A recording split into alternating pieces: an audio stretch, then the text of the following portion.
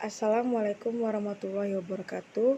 Good evening everyone. My name is Nabila Putri Tatipikalawan, NPM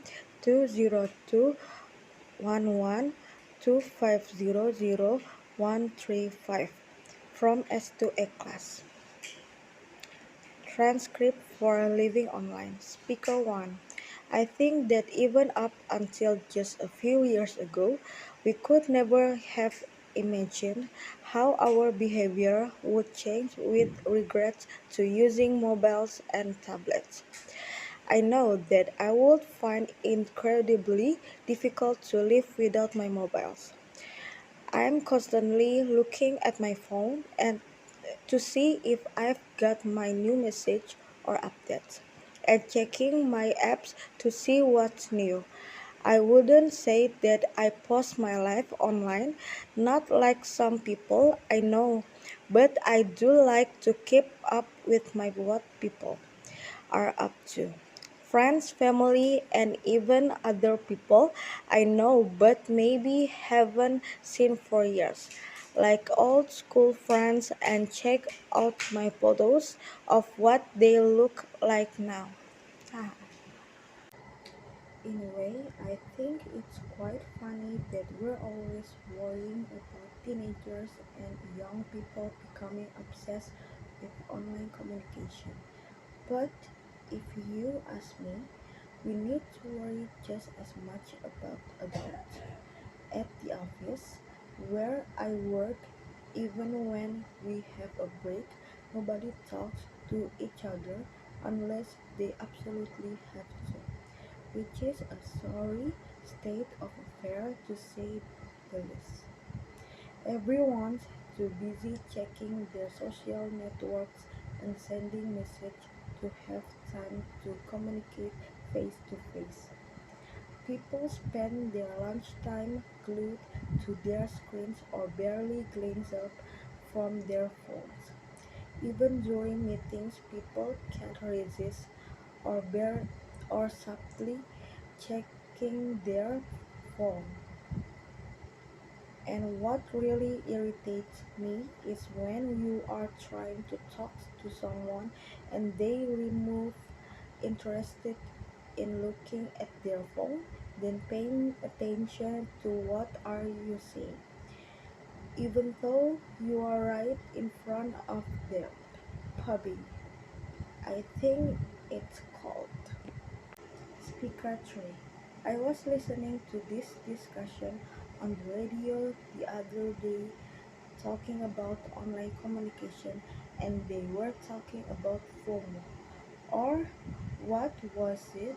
Fear of missing out, which apparently is a kind of modern day psychological syndrome which we are affected by because of our obsession with online communication. Basically, they were saying that the reason why people feel that they have to be connected 24/7 and communicate everything they're doing and keep up with everything that other people we know are doing is down to this fear of missing out. We're worried that everyone is having more fun than us or doing something more exciting than us. They also say that because we are spending more time communicating in the online world, we are losing the ability to enjoy the present. Speaker 4. My generation is so different to my parents. I mean, they were always telling me that they grew up in a world without mobiles and social networking and they managed fine. Hard to imagine how arranged to meet their friends without a phone, but they say they did. I had so many arguments with them while I was growing up until they let me have my first smartphone, but they didn't let me have a Snapchat or Instagram or anything like that. It's not the end of the world, they say. They just didn't understand. that's the way people my age communicate with each other. Nobody actually talks on the phone anymore. They have no idea how much I miss out on at school being the only one who didn't have Snapchat. Speaker 5. For me, one of the best things about online communication is that you can stay in touch with everyone at the same time, all the time. You know exactly what's going on, when and where, so you never miss out on anything.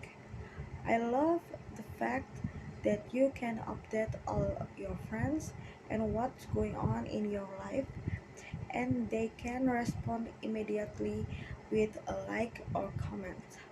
So you feel like you are together with people even though you might be completely alone sitting on the bus or at home.